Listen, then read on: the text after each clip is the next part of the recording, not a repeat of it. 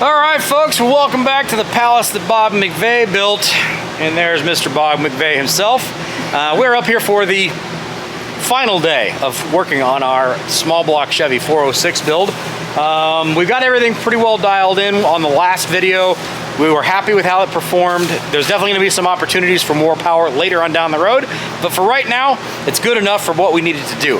This motor is going to go directly into a NASCAR that's being converted for road driving. We are going to take it on Hot Rod Power Tour for 1,500 miles of cruising, abusing, and having fun with.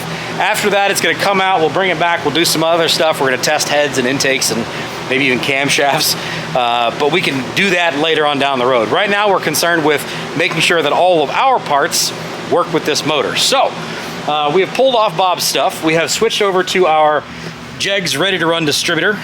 We are still running his cap and his wires, but we have our distributor in there now. We are running our Jegs coil now. So we are going to make sure that the ignition system is correct for when we have it in the car. We did also, at the very end of that last video, swap out the carburetor from Bob's 1050 ATM carburetor to our Brawler 850 that we picked up. So essentially everything should be ready to go in our configuration. What we're going to do is we're going to fire it up, make sure everything's good, make sure we don't have any leaks. We did have some intake leaks also. You eagle-eyed folks among you did spot that. We resealed the intake manifold so that all of our leaks should be gone. We just want to make sure that everything's good and that it's able to be shipped out as it sits. We are going to make a couple of pulls on this. As it sits, we've got our new timing pointer that's installed as well. We're going to verify our timing is good, as well as possibly swap in another set of plugs. Those are 8s that are in there now. Those may be not quite the right heat range, so I have a set of 7s, and we're going to see whether or not that makes any difference, plus or minus. We'll see, but I want to make sure that everything is ready to rock and roll, because the whole idea with doing this on a dyno situation is make sure that this is ready to go, so when it's in the chassis between the frame rails, there's as little work to do as possible. You don't want to be spending a bunch of work or a bunch of time diagnosing and fixing situations when it's in the car, when you can just fix it right here. This is much easier. So should be a fun little day. Hopefully this is a short one. We're going to make a couple of pulls. We're going to change a couple of things. Just going to verify that we make the power we made last time. And then we're going to take this thing out and take it to Doug so we can put it in this NASCAR chassis. You need to go back to Jegs. I need to go back to Jegs. Why? Is it leaking out of the intake? Yep, it's cracked. Oh no! The intake itself is cracked. Well, ain't that up? Yeah.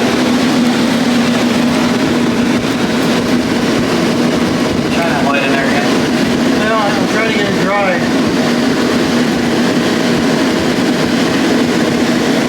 Yeah. Well, I'll be damned.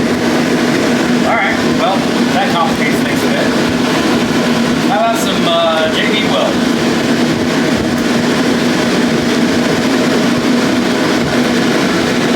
Yeah, well, you gonna trust it on the ride? No. Maybe. Hell, I've got my oil pan basically JB welded back together on my Volkswagen, and it's held for a couple of 1,000 miles. Is that the only spot that it's leaking from? Yeah. That's the reason why we were having so much water, yeah? Yeah, that's why we were having so much water. I just thought it was coming out of this deck. Yeah. Alright, well, we'll have to resolve that. Terry, we need a parts delivery. Terry! Yeah, right. Yeah, you are right. That is exactly where it's leaking from.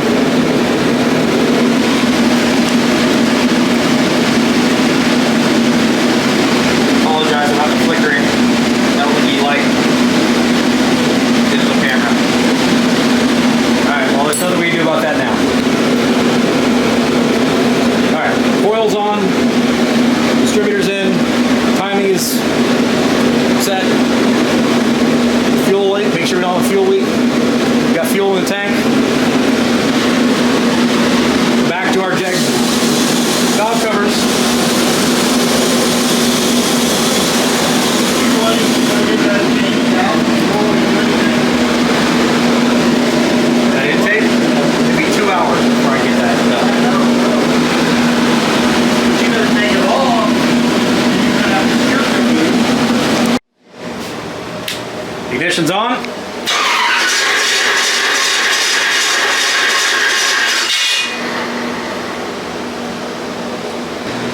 For those of you who are unaware of this, 406 small block Chevrolet, about 10.5 to 1 compression. It's got the scat full rotating assembly in it, 30 over pistons. We are running obviously Bob's long tube headers. These are Jegs 205 straight angled plugs, Jegs 1.5 rockers, and a Jegs Cool Gap intake manifold. It is an Urson cam. I will show you the cam card now so you can talk about it. Ignition on. Ignition's on.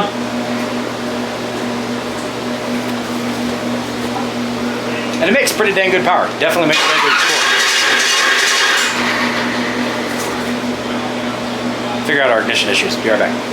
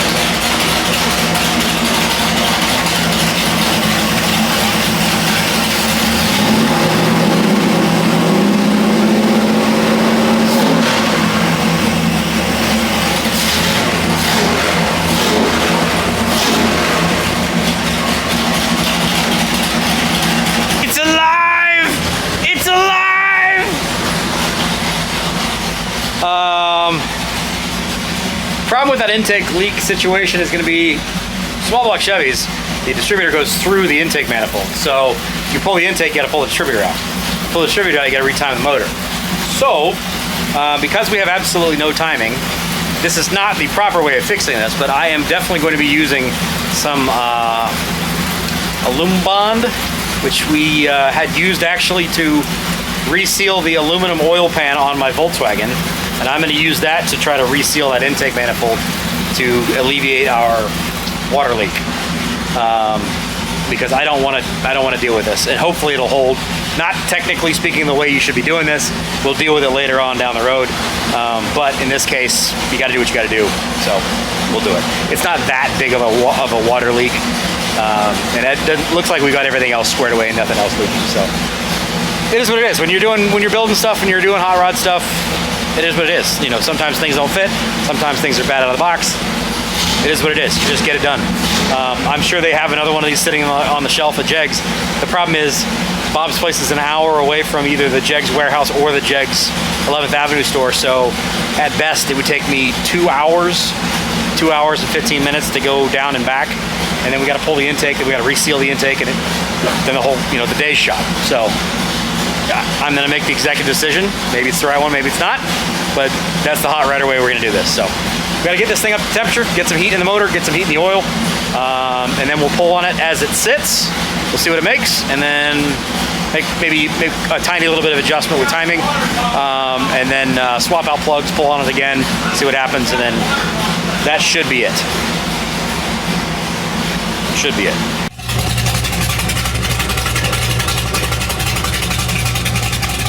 Got a pretty good rumble to it.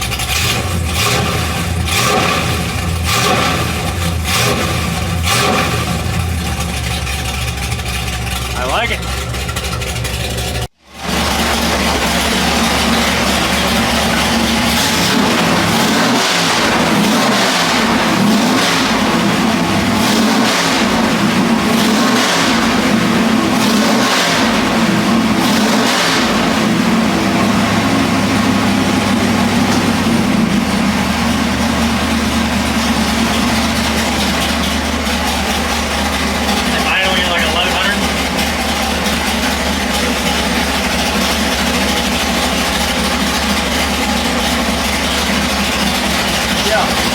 So our last power numbers in this configuration without switching to our ignition system made 470 horsepower, 530 foot-pounds of torque. We are hopefully going to see very similar results, maybe more, we'll see. We may make a little bit of change, but that's ideally what we're going to do is we're just going to replicate the run that we made last time. So, what do you think? Is it going to make more? Going to make less? Chime in. Let's rock and roll.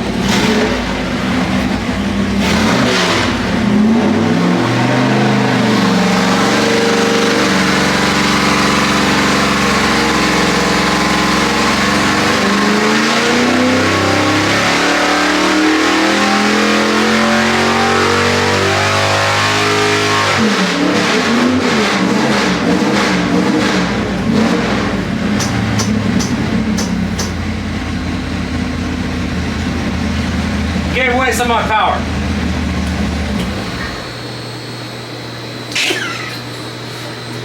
It's not your fault.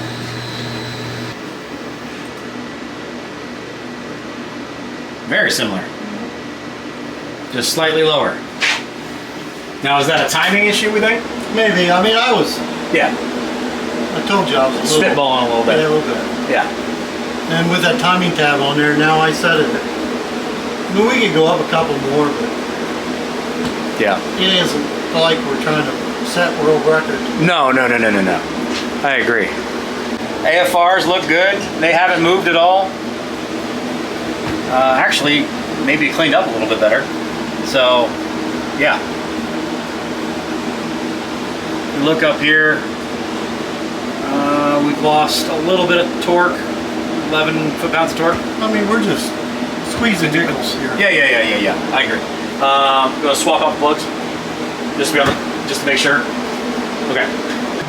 So here's one of the plugs that came out of this guy, and I said these are 8s.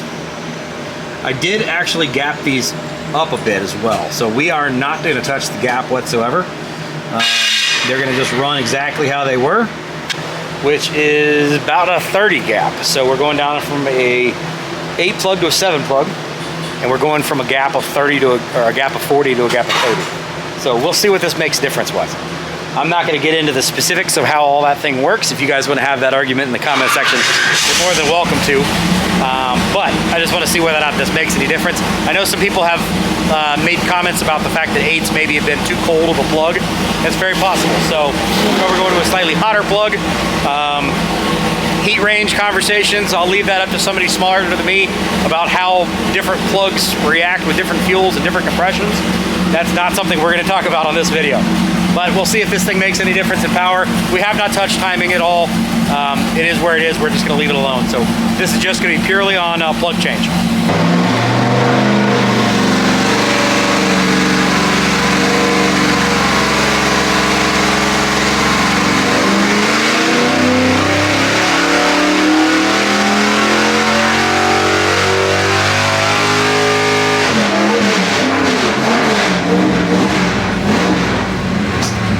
Essentially no difference. Did you really think it would? Hey, I'm just doing what the internet tells me to. Oh, that's the first mistake.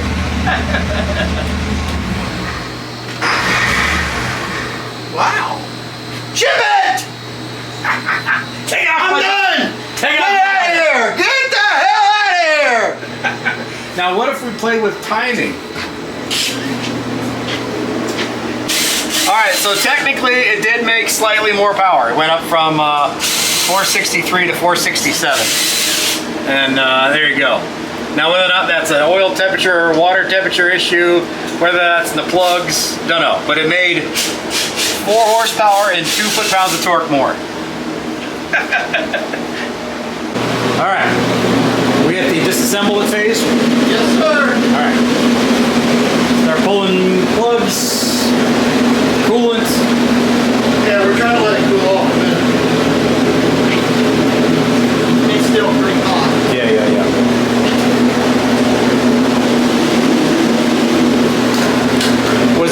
Was it satisfying? What's that? This whole situation.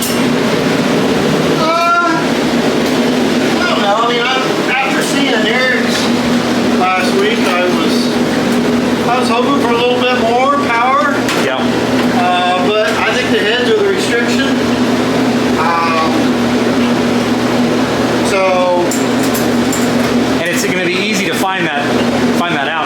these heads off after this is all done, send it to Eric, Yep. have him do what he does. Well, it's going to be interesting to see from Eric what they actually flow. Yeah, have him flow test it before, Yeah. do his thing, and then test it after. Yeah, with So the porting side of things, that's going to happen afterwards. We need this thing to be up and running in the car in like 2 days, as well as the transmission and everything else, because the chassis has to go to get certified to be street legal. So we don't have time to screw around here. There's obviously power that can be found to be made. That's not really what this was all about. This was getting this thing ready to rock and roll so we can talk, Bob. So we can get this thing up and running for Power Tour. We're probably going to enjoy it for the summer for a bit, and then we'll bring it back in. We'll take it out of the car. We will pull the probably. I don't know. Do you test the intake first? Do some intake testing first. yeah, we could. Pull it off. Do some intake testing first, because a lot of people are going to scream and yell that it's this intake manifold that's choking this thing down. And the nice thing is with a dyno, we can test that. So we can throw a single plane on this thing, which will invariably most likely make more horsepower. It's usually going to rob from the lower end and give to the topper end, but we can certainly test that and see what it'll do. And then send it off to Eric Weingartner, who's in Oklahoma. Let him do his head porting thing that he does. And then we'll know what the answer really is. If it's physically a restriction. I don't know what these heads flow. I can't find any kind of data anywhere about what these are rated to at what lift. This is a 538 camshaft, so it's not a ton of lift. You know, if that's a restriction where these heads are just not able to flow any further, that would make sense. I mean, this is a really budget-minded small block build. You know, these were not by any means expensive heads, but they are what normal people would just kind of buy to put together a basic small block. And let's be honest, 530 foot-pounds of torque and 470 horsepower is more than enough to enjoy the hell out of a hot rod. So, let's get this thing torn down. I'll stop talking. We'll start working.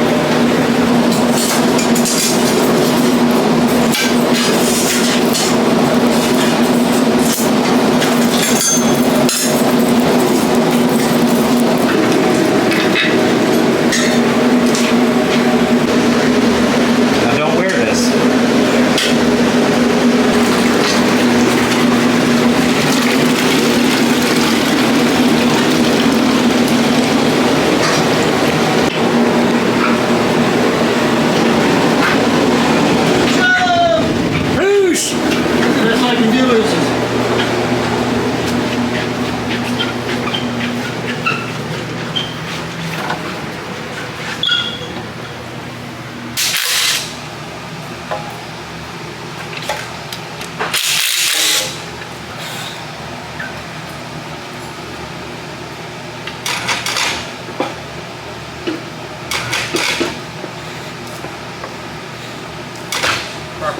Calibrated blocks of wood.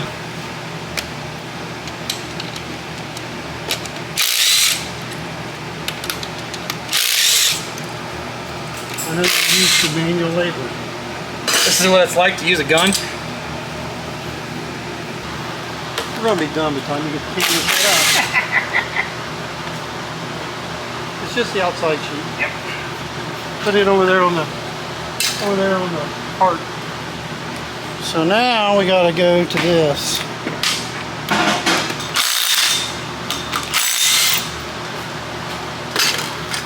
I haven't been able to save up enough dollars to be able to have all the same bolts in this. That's your dream?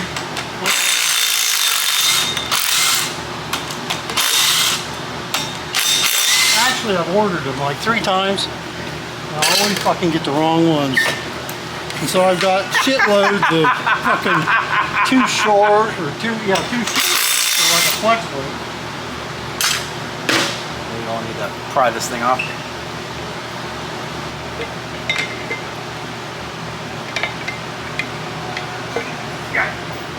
Oh yeah, I'll put that down there. Yep. Okay. Whew.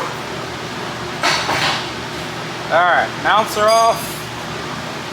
All this piece is off. Crank bolt's off.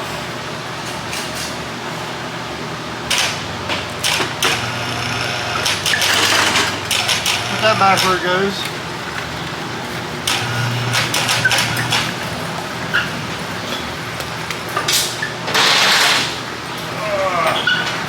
Like a well-oiled machine around here. There's some things that are in them, some things that are not. You've done this a time or two, especially with small block Chevys. I get some help, it'd be great. I like to have your viewers, they thought that too. Is it working? Get teamed up on here. Yep, good. We got one bolt. You get two more. Bolts are pretty expensive anymore. Yeah. These dang things walking off, taking your profitability from you. I know, I just lost it. Here goes another $10. You got yours started? Barely, but yeah.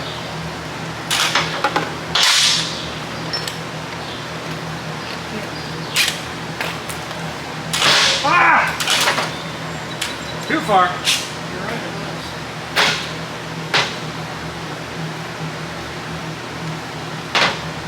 Just get a thread!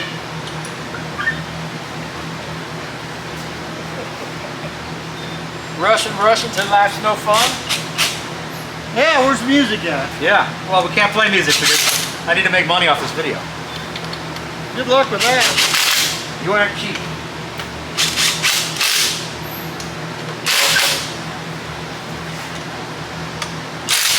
You and Terry, two of the most expensive friends a man can have. I don't even get rich out of it. Yeah.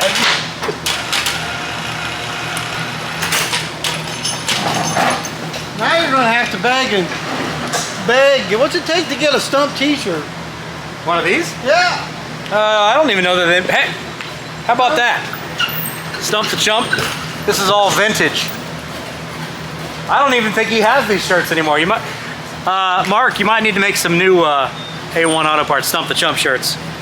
I think I'm the only one. What the hell you gonna haul this in? A Volkswagen. Oh! We should have left the stand off of it, just set it in there and let it roll over. Yeah, it's gonna go in the back of my Volkswagen. It'll be just fine. Really? It is load rated. Have you ever hauled small block Chevrolet though? I've hauled all kinds of it. I just 6-liter diesel. I asked you a small block Chevrolet. Well, No. you never know. Is there something special with small block Chevrolet? It is. They don't break.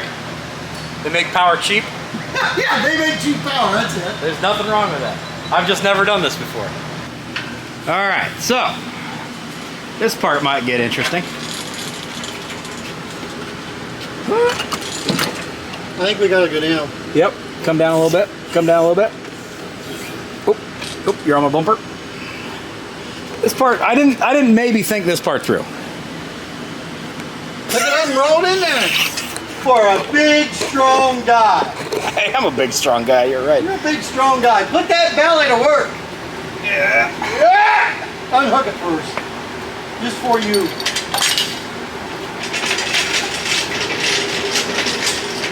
Give it the old heave ho.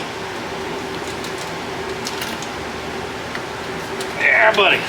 Chris Farley. You know what, Mike? 3-point stance. You need to go a little bit further. All right. Told you. Work truck, buddy.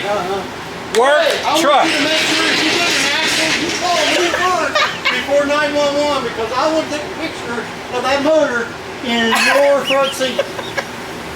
You got a bungee cord? Let's wrap her down there. What could possibly go wrong? All I got to do is go like 40 miles with it. No big deal. Look at that. She's lowered and she can still take it. Oh, buddy. That right there is a work truck. And still gets 29 miles a gallon. Yes, sir. Yes, sir. All right. Spare radiator, valve cover gaskets, carburetor. I don't think there's anything else I need to take. These are his. I think that's it. Anything else you can think of? So now that you've gotten rid of me for at least a little while, what's up next for you? Another 406? Another 406. Which is here as soon as I walk out the door. As soon as you walk out the door. Start working on that. Finish it. I think I got it ready to go on the dyno today. All right, fair enough. So. I'll get out of your hair. All right. Thank you very much, sir. I appreciate all the hard work over the last several days.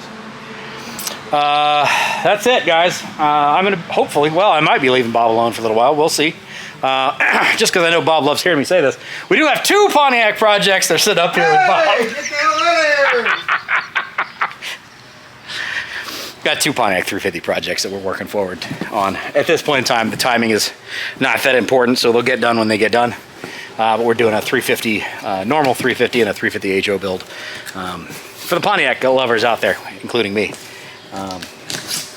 And you'll see those here in the near future. So I think we'll wrap this one up here, honestly. I got to get to Doug's place, drop this motor off, so he can work on getting it set in between the rails. I don't know if I'll be able to get over there or if he'll get that done while I'm gone, because I've got to get back to work, help wrap up the shop, do a couple of things over there, and then I'll be back over to Doug's place.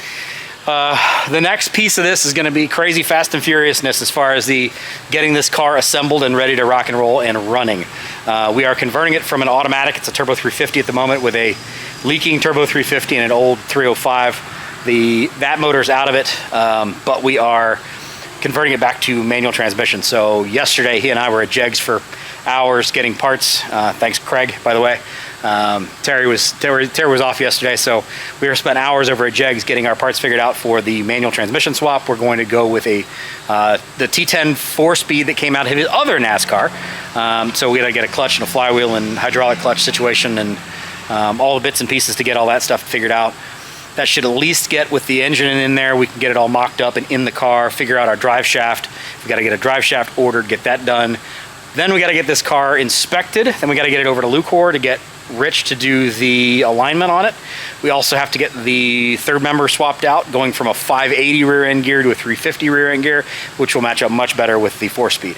But there's a ton of things that need to get done to get this car ready to go by Power Tour. Hopefully we can get a lot of them done by this weekend, but that's going to mean a ton of work on the afternoons, evenings, and weekends when I'm not at work. But that's the life of a hot rodder. A lot of times you work your day job and then you work your other job just as much. So dreams don't come cheap and they don't come without work. So building an empire one bolt at a time is what we're working on here. If you guys are interested in this kind of thing, I appreciate you watching. Hopefully you guys have enjoyed all the dyno stuff up here with Bob. Obviously I very much appreciate Bob. All the folks that came over to the channel for this kind of stuff, I really appreciate you guys. This is not all just about dyno stuff. This is a lot of hot rods and race cars and trips and that kind of stuff. Some commentary from me as well. If you guys are interested in this kind of thing, I'd love to see you again on another video. You guys watching this stuff is literally what pays for me to be able to do this kind of stuff. So thank you guys all so much for making it this far into the video. I hope to see you again on another one. I've got some driving to do. We'll see you later. Take care. Bye-bye. Extra credit for those of you who are still around. The NASCAR that engine is going in. Doug's been working hard while I haven't been. Got the new Jegs seat in here. Ready to rock and roll. Lots of things going on. Nice big hole here for that motor to go in.